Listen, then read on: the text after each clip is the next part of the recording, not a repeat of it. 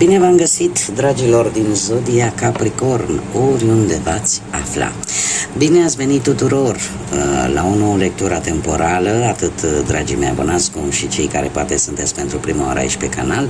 O nouă lectură temporală fără limită de timp, pe care voi să o puteți urmări oricând doriți sau atunci când apare în viața voastră. Dragii mei, ca de fiecare dată vă readuc aminte, deciziile, alegerile voastre vă construiesc viitorul. Este o lectură generală, așa că vă rog din suflet să luați decât acele mesaje care rezonează cu voi, iar restul lăsați-le să zboare în univers, pentru că sigur sunt pentru alte energii care într-o mai mică sau mai mare măsură au o legătură cu Zodia Capricornului. Așa că toți cei care aveți Soare, Lună, Venus, Ascendentul sau oricare alt aspect astral important pentru voi din cartea voastră natală și care are legătură cu Zodia Capricorn, atunci această lectură este de asemenea și pentru voi. Și să trecem la treabă, timpul este prețios, să vedem care este situația voastră, dragilor, în acest moment, în funcție de ce simțiți, de ce vă doriți, de ce întâmplări traversați în acest moment. Să vedem.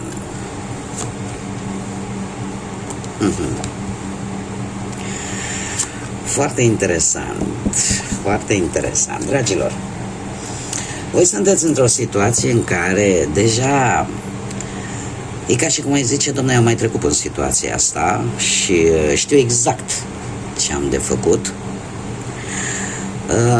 Poate putem vorbi, dacă o luăm așa pe parte sentimentală, presupun că pe mulți vă interesează lucrul ăsta,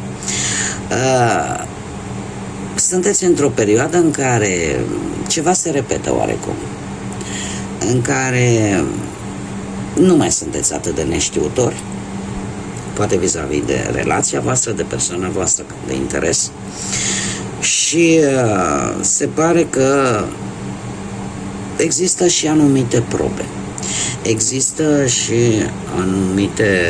anumiți factori reali care pe voi vă poate ajuta să luați o atitudine, vă poate ajuta să treceți la acțiune într-un fel sau altul. Acum, toate aceste lucruri se pot aplica pe orice alt aspect al vieții, fie el financiar, profesional, da? Treceți printr-o situație similară prin care voi ați mai trecut, îi cunoașteți gustul, știți cu ce se mănâncă și încă eu aș spune că respectiva situație pe voi vă face să fiți și mai isteți. Pentru că apar mici disensiuni, mici diferențe, dar nu-i problemă. Pentru că știți exact cum să acționați. Chiar dacă unele evidențe e posibil încet să dispară, unele probe, dar nu este ceva nou.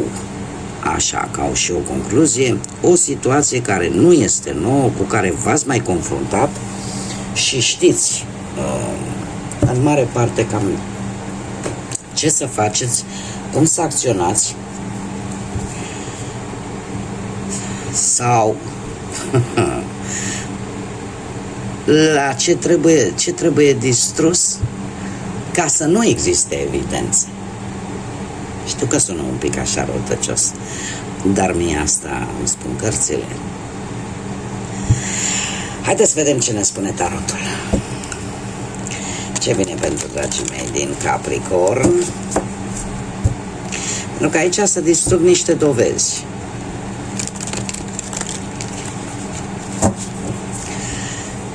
Haideți să facem loc.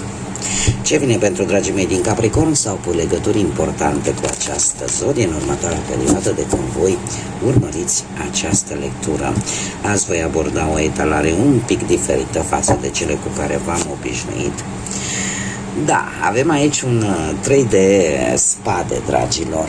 Un 3 de spade. Situația voastră actuală spune așa că totuși ori ați făcut o alegere rea și acum se văd consecințele. Ori cineva v-a spus niște cuvinte care în acest moment vă macină ori cineva v-a promis un lucru sau v-a spus o anumită informație, dar care nu a fost întru totul, poate să fie parțial reală. Și asta pentru că cineva a vrut să câștige ceva.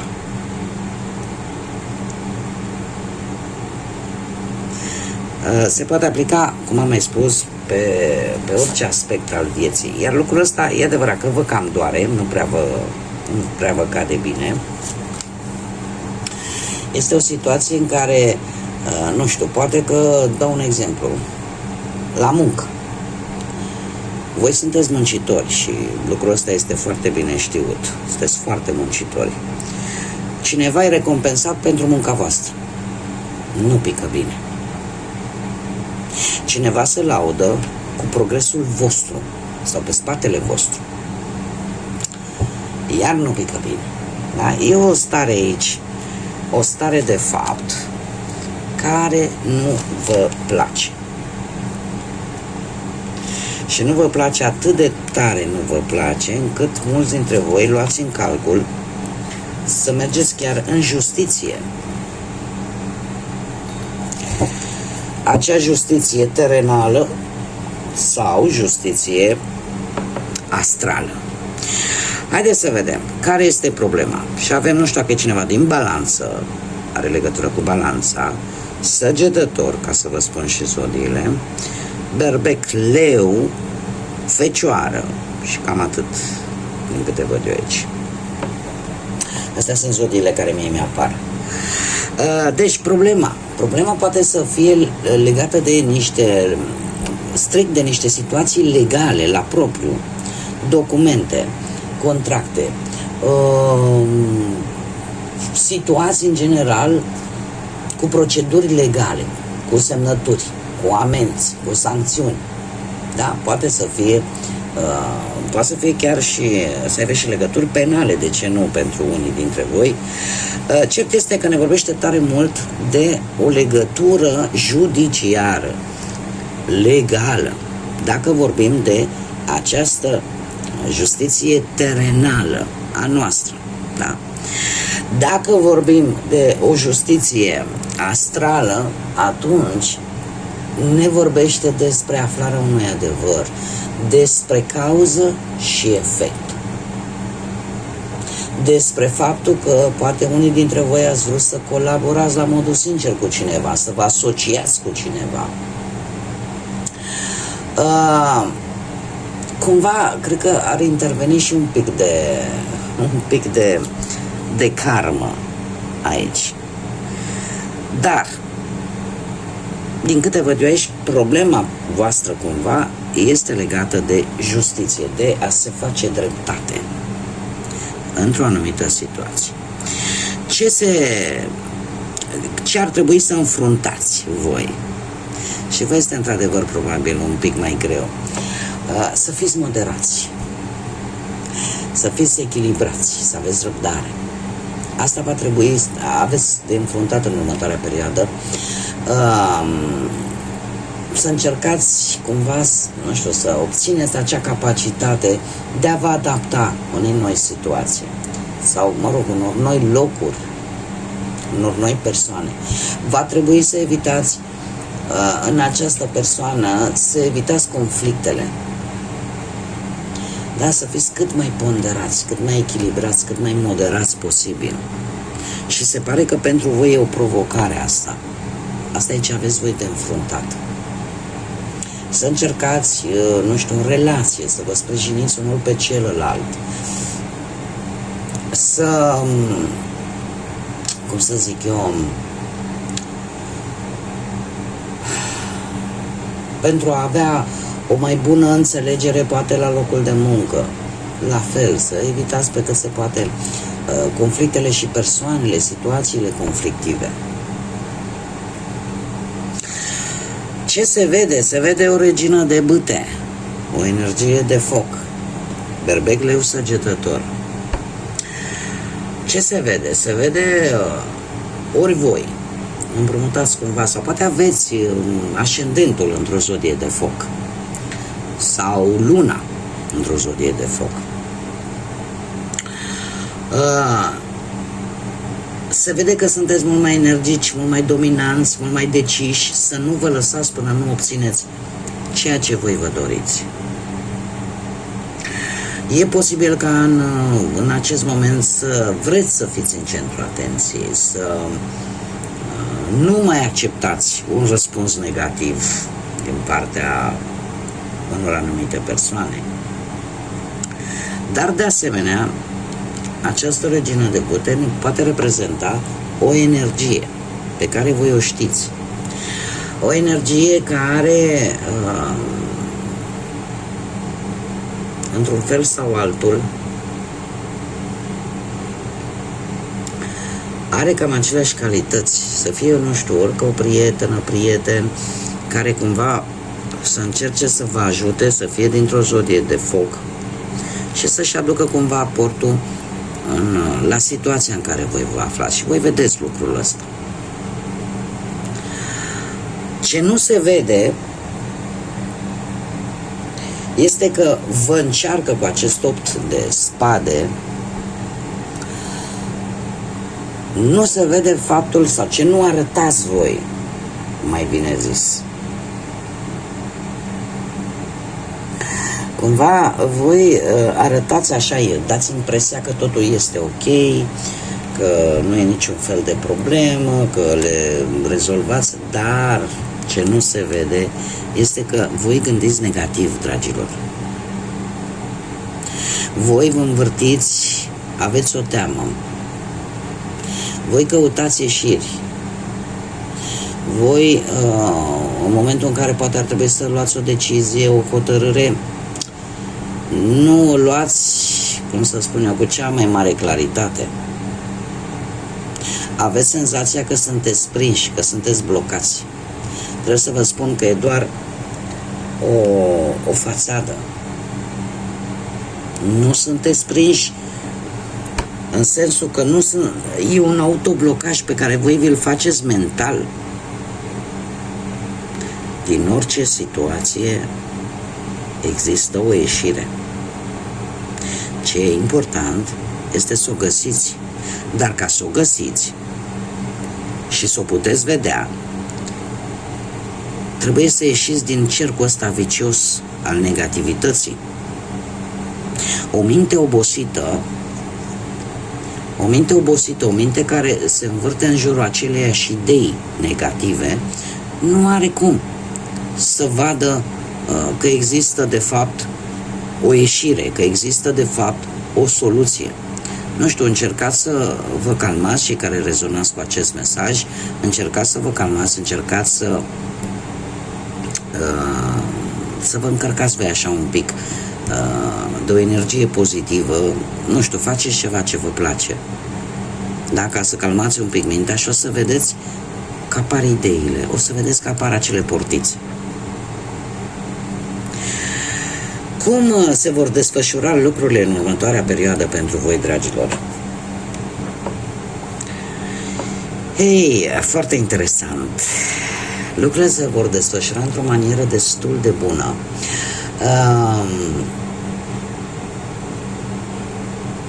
Eu aș zice că cu acest 2 de cupe, care este o carte foarte pozitivă, veți avea parte de sprijin. De sprijinul poate perechii voastre, al unei persoane dragi vouă, al unui prieten, prietenă. Vor fi situații în care veți vedea că există cineva acolo lângă voi pe care vă puteți sprijini. Iar lucrul ăsta vă va face să ieșiți un pic din acest 8 de spade, să ieșiți un pic din cercul ăsta atât de negativ în care vă învârtiți și pe care nu vreți să-l arătați. Pentru că 3-ul de cupe îmi vorbește de prieteni, de familie, de cercul tău restrâns, care încearcă să te sprijine și te vor sprijini. Cumva vei reuși să lași grijile, preocupările care te-au împiedicat să te bucuri de viață. Iar asta este un lucru bun. Asta te va face cu pusnicul aici, te va face ca în momentele tale de solitudine, de singurătate, să evaluezi mult mai bine situațiile. Pentru că pusnicul, într-adevăr, ne vorbește de o stare de acea tentație de a sta singurel, singurică, da? Dar nu de a trăi neapărat, ci pur și simplu de a te regăsi pe tine, de a învăța din greșelile trecutului. Aș spune că pusnicul vine cu... cer scuze, am mișcat camera. Pusnicul vine cu acea nevoie de singurătate, dar cumva de a te îndepărta de zgomot, de a avea un rezultat bun, de a, cum să spun eu, de a recupera anumite informații care poate s-au pierdut pe drum și care te pot ajuta în rezolvarea unor situații, de a analiza mai profund și de a găsi soluții, care este cel mai important, de a fi mai prudent, de a studia mai mult, de a cunoaște mai mult. Așa că, dragilor, lucrurile, știți cum e, ăla rău nu e atât de negru pe cât pare, da? Important este să vă calmați mintea, să vă calmați mintea, în primul rând, pentru a fi calmă și a găsi așa cum trebuie soluțiile, pentru că ele sunt, există. Haideți să vedem ce mesaj are și acest oracol, șoaptele oceanului, să vedem ce mesaj are pentru voi, dragilor din Capricorn, sau cu legături importante cu această zodie. Au o textură foarte, foarte catifelată și rezultă foarte greu de amestecat. Ei, ce să vezi, avem cifra 4, care, ce să vezi, ne vorbește de stabilitate, de organizare, de acea necesitate de a face ordine într-o anumită situație în viața voastră. Ne vorbește de răbdare, de planificare și de faptul că următoarea perioadă pentru voi, dragilor, va avea un rezultat vizibil. Așa că veți fi oarecum protejați, vă veți da seama, domne, sunt pe drumul bun. De asemenea, ne vorbește de grija unei energii care poate nu se află aproape de voi, se află la distanță, dar care cumva vă duce grija și are grijă de voi. Poate să fie cineva la nivel terenal, departe de voi ca și distanță, sau poate să fie cineva la nivel astral, care de acolo de unde încearcă să aibă grijă de voi și o face cu mult drag. Ce spune acest mesaj al oceanului? Spune așa: viața este mult mai bună când ești împreună. Caută asistența comunității tale, a celor dragi ție. Conectează-te cu familia, prietenii sau cu ceilalți care știi că te sprijină, știi că te ajută. Poate să fie atât de simplu ca și cum ai da un telefon.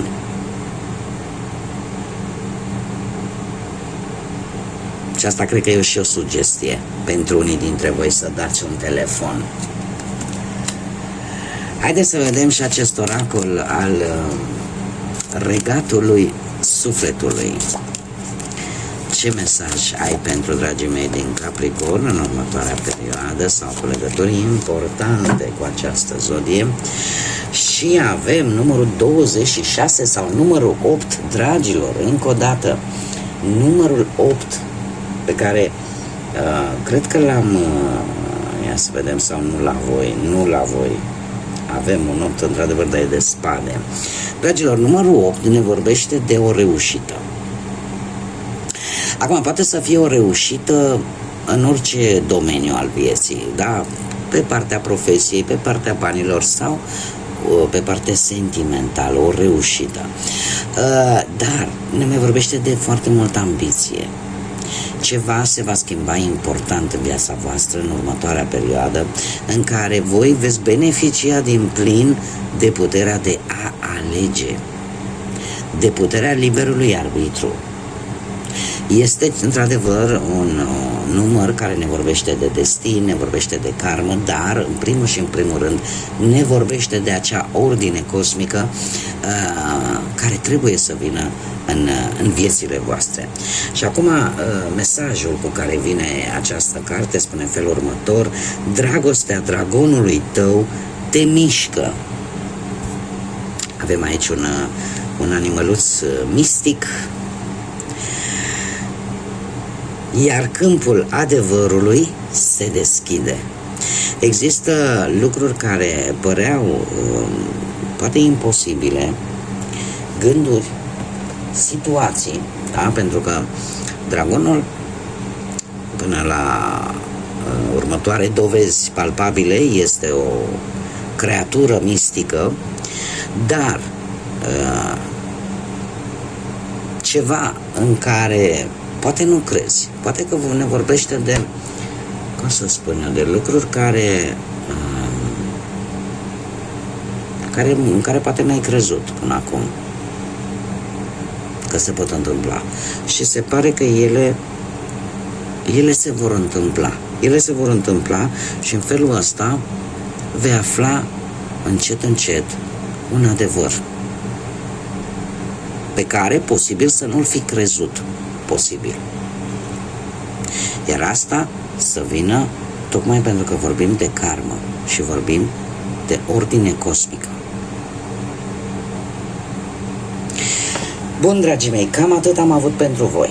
Eu vă mulțumesc din suflet tuturor pentru prezență, cum de asemenea mulțumesc mii de mulțumiri tuturor celor care prin intermediul like-urilor, distribuirilor și comentariilor voastre ajutați și sprijiniți acest proiect minunat pe care eu l-am început aici pe YouTube.